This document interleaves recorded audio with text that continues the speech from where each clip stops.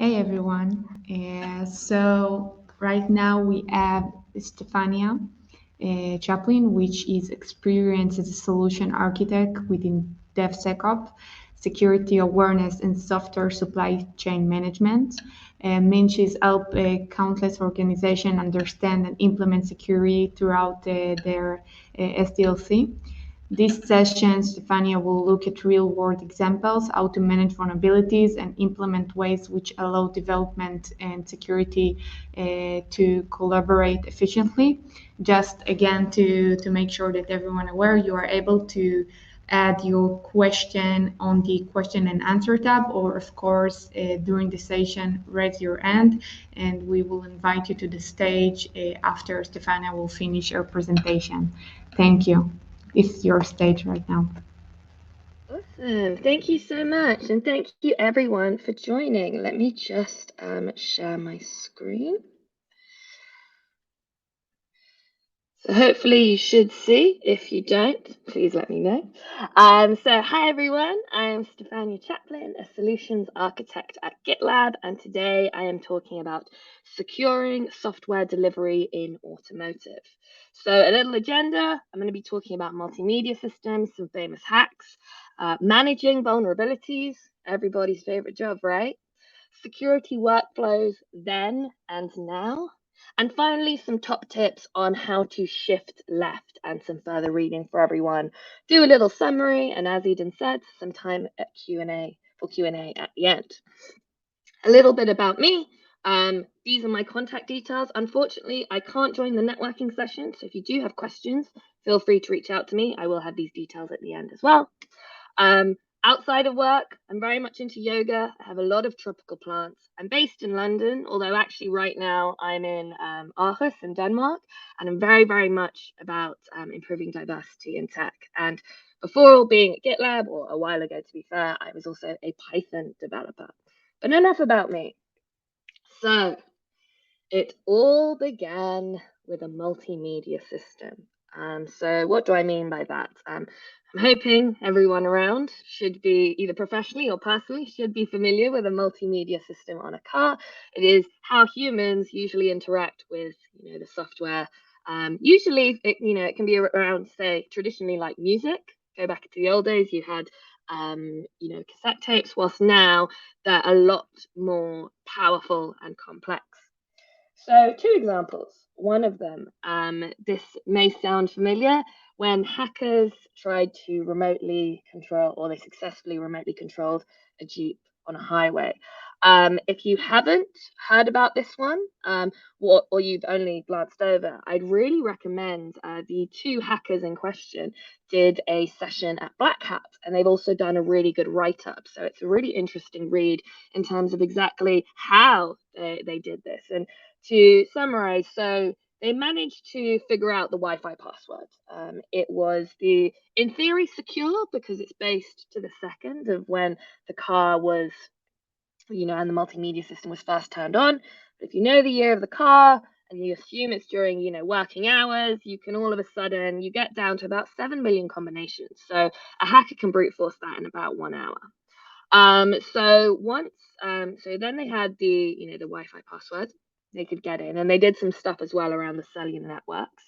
But there's not that much you can do from there, because what they were trying to get to was the CAN bus, which is, if you've seen the previous talk, there's a lot of information there. So I can just summarize what it is. With a vehicle, if you want to get through to the engine, the sensors, the kind of internal network, the kind of, in my eyes, as a I don't drive that much, the almost hardware, like, the physical aspects of the car.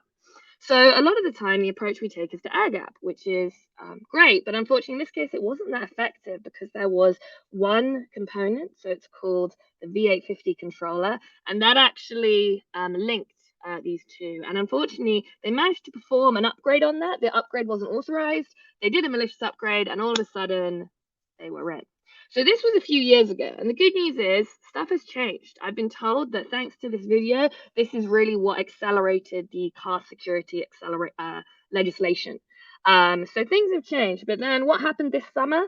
Hyundai similar story. Also, disclaimer, I'm not looking to offend anyone in the audience. If you work at these companies, these are just two examples I found.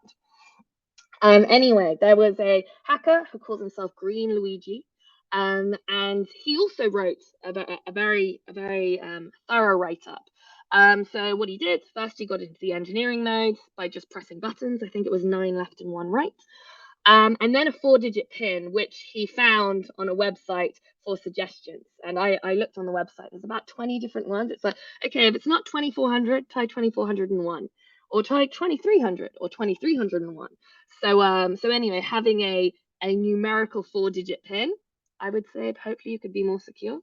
And once they were in, they found some interesting things. So the first thing you do when you're hacking, what's the operating system? How am I really going to get in? And what they saw was they could get the logs and they could put them on the USB. And that's, in my eyes, that's a little danger thing, because a lot of the time with logs, there's usually going to be, I wouldn't even call it it's not quite sensitive information, but it's like information disclosure. So there will be information about your system and how it works it's almost like a blueprint for hackers, because they'll be like, aha, so that's how it's structured, or this links to this, etc. And some of the files were encrypted. And then this was the thing about Green Luigi. This is my kind of almost life lesson. With enough time and compute, anything is possible. So Green Luigi was quite determined. He wanted to, break down the encryption. He looked online for similar files. He used different programs, and eventually he did get it. And then I say the rest is history. So this is the thing about kind of car security, because I say loosely, everyone loves cars, and especially it's a real I want to say heart item. So as such, it gets a lot of publicity. So people are like, oh, let me see if I can hack it. So as security, we really need to try and stay ahead of this. And this is kind of what I'm gonna, talk about today: how we can be more efficient with our security, how we can work together, and how we can, reduce errors and, reduce front page news. So 2 stats I want to share with you. The average car has 100 million lines of code. And when I say that, it's not just the code your developer writes. Think about, for example, the multimedia system. Who's writing that? Okay, it integrates with iTunes. Who's writing the integration with Apple? It's very much links into the software supply chain as well, because you maybe only write 2 million of those lines, but think about the open source you're using, thinking about third-party suppliers. There's a lot of code out there.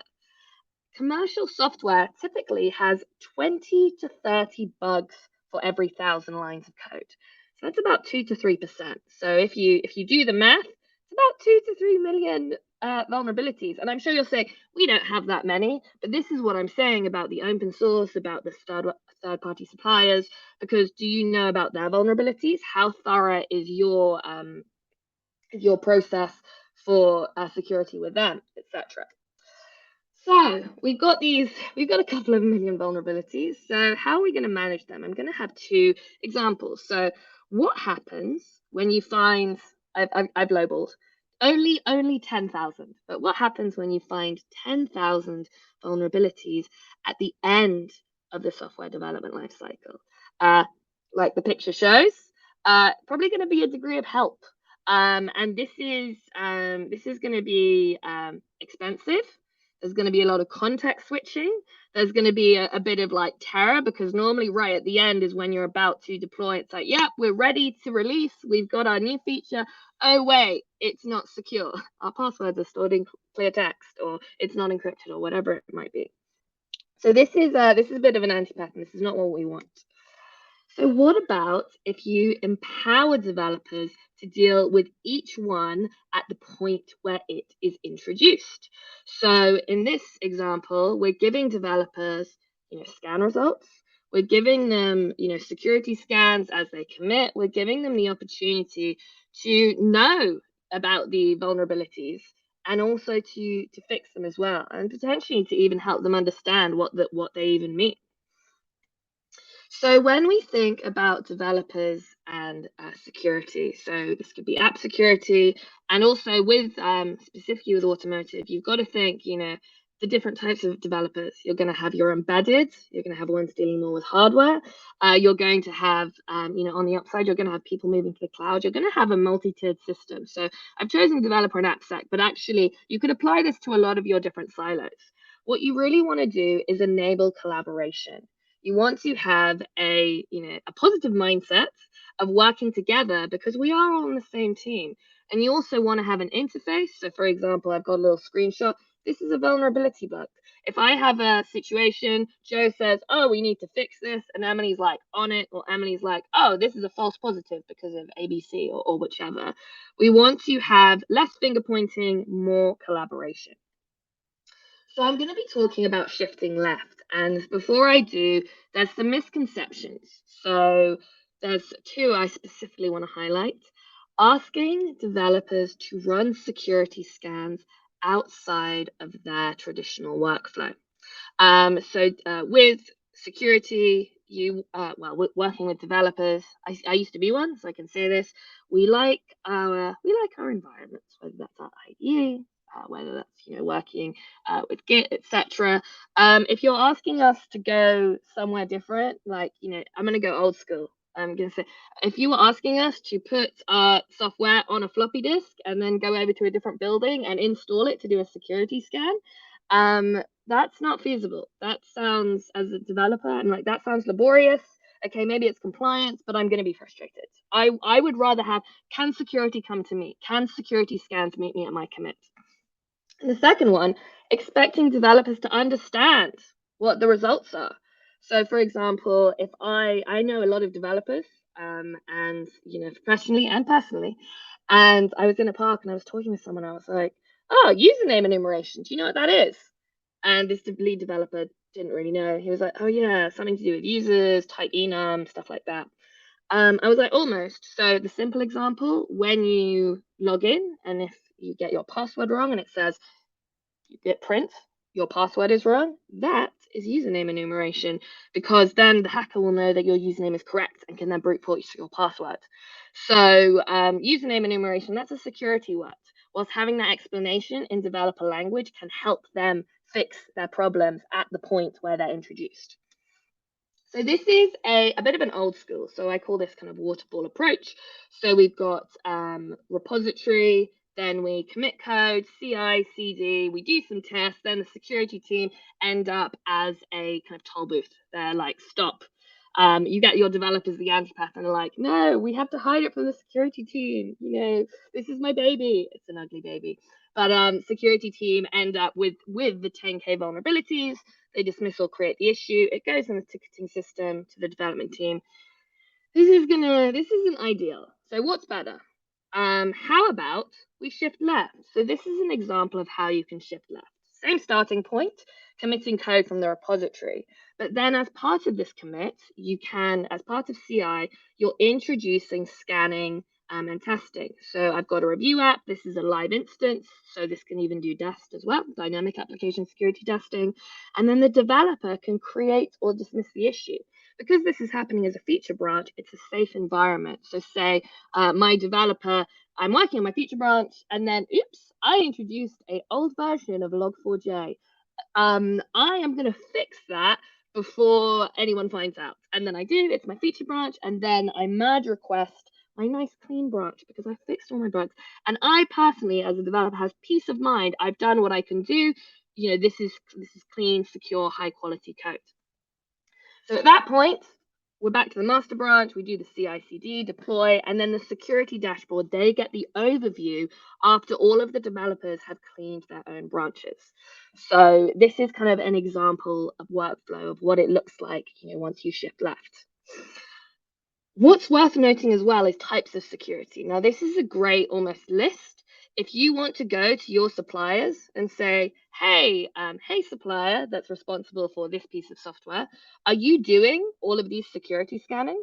So for example, are you, okay, a lot of people, start off looking at the code that's written, SAST, static application security testing. That's great. Are you looking at the dependencies? Are you looking at the licenses? If you're doing APIs, are you doing fuzzing? Are you doing secret detection? Are you doing container scanning? So this is a good list to think, okay, so maybe in the last example, you may have seen that and be like, oh yeah, we already do that. We have SonarQube, or we do gymnasium dependency scanning, for example. But is your security scanning thorough? And also, is it automated as well?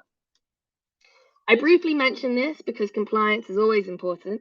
So we've got, it's also worth noticing, how are you going to do compliance? So for example, are you going to have controls? How are you going to do, reporting, and also audit events, because security and compliance come hand in hand. I know there's some really fun and exciting compliance specific to cars. For example, just going to spell it, UNECE. So when you are thinking about security, it also bear in mind to think how you're going to generate necessary reports as you do it, because like I keep saying, or I'm going to continue saying, you really want to automate where possible. So here are some first steps. Here's some useful reading. It's a short talk. I can't go into everything, but we have a really great blog series. I'm going to talk about the first one in the next slide. But there's 9 top tips in the basics, which you'll hear in a minute. Creating silo-free collaboration, so how we can work together. Automated security testing, and also build a strong security culture, because it is a very much secure by design mindset, working together, no more finger pointing, we're working together, security is fun and security is cool. If, like me, you like to read on holiday, I was reading DevSecOps by Glenn Wilson. I really recommend it because he broke it down to 3 layers. And well, these are three layers. Education, empowering your developers. Secure by design, very much about the mindset involving threat modeling, etc. And also automation. So, having things as automated as possible, because when you have 10,000 vulnerabilities or 10,000 developers, or when you have scale, you need to automate. As Forrester said, manual processes are doomed to fail. So this is quite a text-heavy slide, so bear with me. I have tried to break it up. 1, 2, and 3. Measure the time when you're lost dealing in vulnerabilities. So this is once something's in production, or it says after code is merged, how often are you having to go back and fix it, and how long is that taking? On a personal, cultural level, identify the pain points and bottlenecks. So, for example, how bad are the silos? Is it around a specific issue? How can we remediate that? And also make small code changes. So if you're familiar with the DORA metrics, which is the DevOps research, forget the A, but anyway, ways to measure DevOps. One of them is deployment frequency, which is a proxy for batch size. For example, if you make 500 changes and it fails, if you make 3 changes and it fails, you're going to be a lot quicker at fixing it. So yeah, making small changes can really help. It's a lot easier to review and secure. 4, 5, 6. So this is very much about security. Automate and integrate the security scans, put them in the developer workflow, and give your developers access to the reports. So that's a surprising anti-pattern.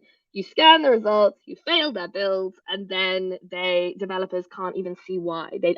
And also they don't understand. Like I said, whether it's username enumeration, insecure deserialization, broken access object control. Sorry, I messed it up. But anyway, you get these points. It's like security buzzwords to developers will just leave them a bit confused and frustrated. And finally, reduce or eliminate waterfall style security processes, and also give security team visibility into pain points. For example, if everyone is having problems with injection, maybe we do some injection training. Or if, say, your JavaScript, your front-end team are having issues with cross-site scripting, maybe we do some specific JavaScript scripting training. And also streamline your tool chain, because if you're going to have 10 different security tools, have a central dashboard, have a single interface. If you're going to have a different tool for your repo, for your CI, for your CD, don't, just have one. So that way employees can focus their attention on a single interface, a single source of truth, and a single place to collaborate. So where do we want to get at the end? Now we've all shifted left with security. We're going to have greater efficiencies because everyone's on the same page, and developers can fix problems when they're created, less context switching. Security are going to be dealing with the more relevant problems, and then you can also give that to the pen testers, for example, or even pen testers. They'll have excuse me, less. They'll be able to deal with more complex issues. You're going to be compliant to policy. Who doesn't want to be consistent compliance to policy? Everyone has to be, compliant. So why don't we make it consistent and easy? Reduce security exposure, less vulnerabilities, and also predictable costs. Some tools out there, they charge per scan. I think that's an anti-pattern because you want to scan as often as possible. But yeah, at least with kind of this approach, you can have predictable costs. So a final bit of reading, and this is taking it a little bit broader.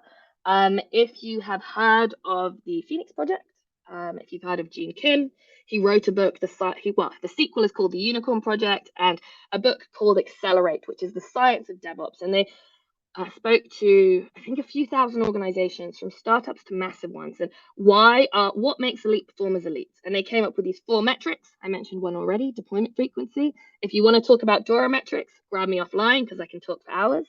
But some of the summaries. So when we have collaboration, when we're working in sync, when we have DevSecOps, we have an improved information flow. When we can see when something's wrong and we can fix it quickly. We can see what's working and we can replicate that. And this flow can be, tacit. It can be not kind of word of mouth, but it can spread, different types of information. And when you have that, you're gonna end up, I'm gonna summarize this, you're gonna have happy people. So you're gonna have better job satisfaction, reduced team burnout, lower levels of deployment pain, and finally less unplanned work. There's a great little matrix: planned and visible work.